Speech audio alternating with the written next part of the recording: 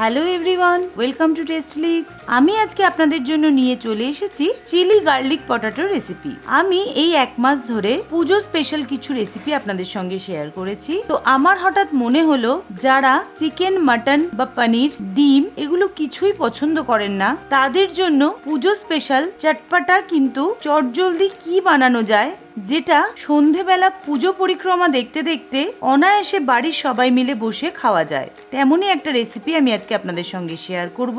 চলুন তাহলে দেখে নিই এটা করতে আমাদের কি কি প্রয়োজন।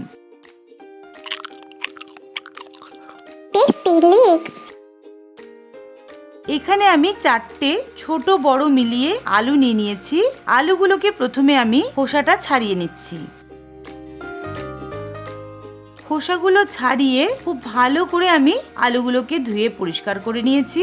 এবারে আলুগুলোকে লম্বা লম্বা আলু ভাজার মতো বা ফ্রেঞ্চ ফ্রাইয়ের মতো করে আমি কেটে নিচ্ছি।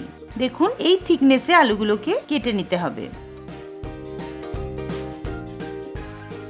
আলুগুলো সব কেটে নেওয়া হয়ে গেলে এবার আমি খুব ভালো করে জল দিয়ে আলুগুলোকে ধুয়ে নিচ্ছি।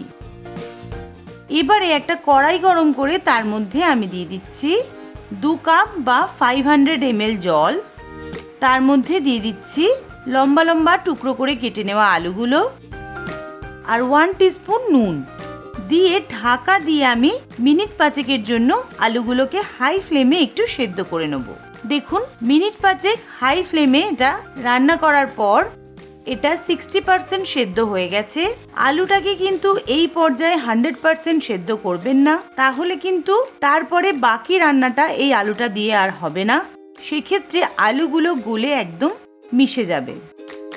এবারে সেদ্ধ আলুগুলোকে একটা বাটির মধ্যে জল ঝরিয়ে তুলে নিয়ে তার মধ্যে আমি দিয়ে দিচ্ছি 2 টেবিলস্পুন কর্নফ্লাওয়ার আর 1 টিস্পুন নুন দিয়ে নুন আর কর্নফ্লাওয়ারটাকে আমি খুব ভালো করে আলুটার মধ্যে মাখিয়ে নিচ্ছি।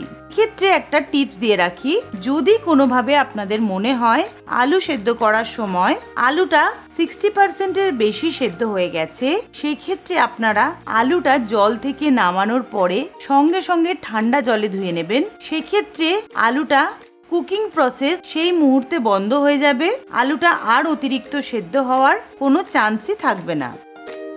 কর্নফ্লাওয়ার আর নুনটা মাখানোর সময় আমি দেখলাম কিছু আলু কর্নফ্লাওয়ারে কোটিং পুরোপুরি হয়নি, তাই এর মধ্যে আমি আরও 2 চামচ কর্নফ্লাওয়ার অ্যাড করে খুব ভালো করে আমি আলুগুলোকে কর্নফ্লাওয়ার দিয়ে কোট করে নিচ্ছি। এবারে একটা কড়াই গরম করে তার মধ্যে আমি দিয়ে দিচ্ছি 1 কাপ রিফাইন্ড অয়েল। তেলটা খুব ভালো মতো গরম হলে তার মধ্যে আমি দিয়ে দিচ্ছি নুন আর কর্নফ্লাওয়ার কোট করে নেওয়া আলুগুলো দিয়ে মিডিয়াম টু হাই ফ্লেমে আলুগুলোকে মিনিট 5-7 সময় নিয়ে ভেজে নিতে হবে। এই সময় কিন্তু গ্যাসের ফ্লেমটা অতিরিক্ত হাইতে রাখবেন না, এক্ষেত্রে আলুগুলো বাইরে থেকে কালার চলে আসবে, কিন্তু আলুর ভেতরকার যে জল সেটা শুকাবে না, তার ফলে আলুগুলো কিন্তু কোনোভাবেই ক্রিস্পি হবে না। দেখুন আলুগুলো আমি প্রথমবার ভেজে তুলে নিয়েছি। এইভাবে মিনিট 5 আলুটাকে রেস্ট করার পর কিছুটা নর্মাল টেম্পারেচারে চলে এলে আবারও আমি সেই তেলটা গরম করে তার মধ্যে এই ভেজে নেওয়া আলুগুলো দিয়ে দিচ্ছি। এই পর্যায়ে কিন্তু গ্যাসের ফ্লেমটা একদম হাইতে রাখবেন।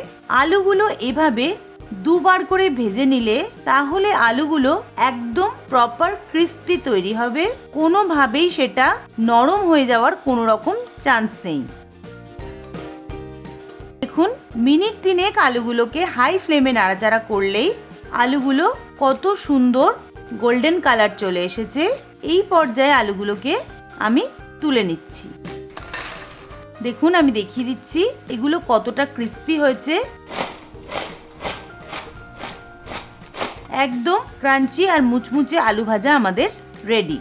এবারে কড়াই থেকে অতিরিক্ত তেলটা আমি তুলে নিয়েছি। সেই কড়াইয়ের মধ্যে আমি দিয়ে দিচ্ছি 1 টেবিলস্পুন বাটার।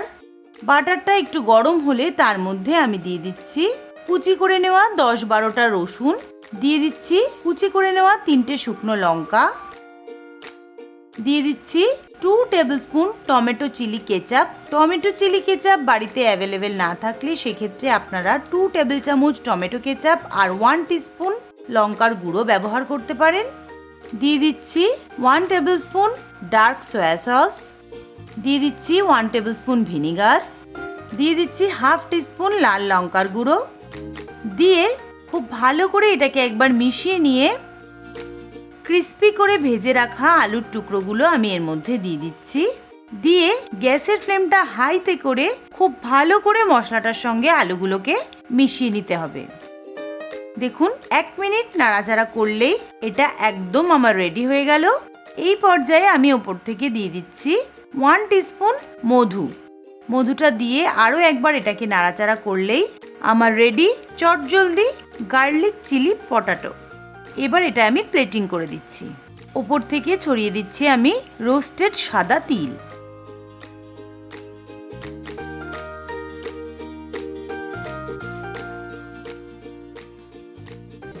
তাহলে দেখলেন তো কত সহজে একদম অল্প উপকরণে এটা আপনারা অবশ্যই বানিয়ে নিতে পারবেন। তাহলে এই পুজোয় এই চটজলদি স্ন্যাকটা বাড়িতে বানিয়ে অবশ্যই আমাকে জানাবেন এটা আপনাদের কিরকম লাগলো। আর আমার চ্যানেলটা ভালো লাগলে অবশ্যই লাইক করবেন, শেয়ার করবেন, সাবস্ক্রাইব করে আমার পাশে থাকবেন।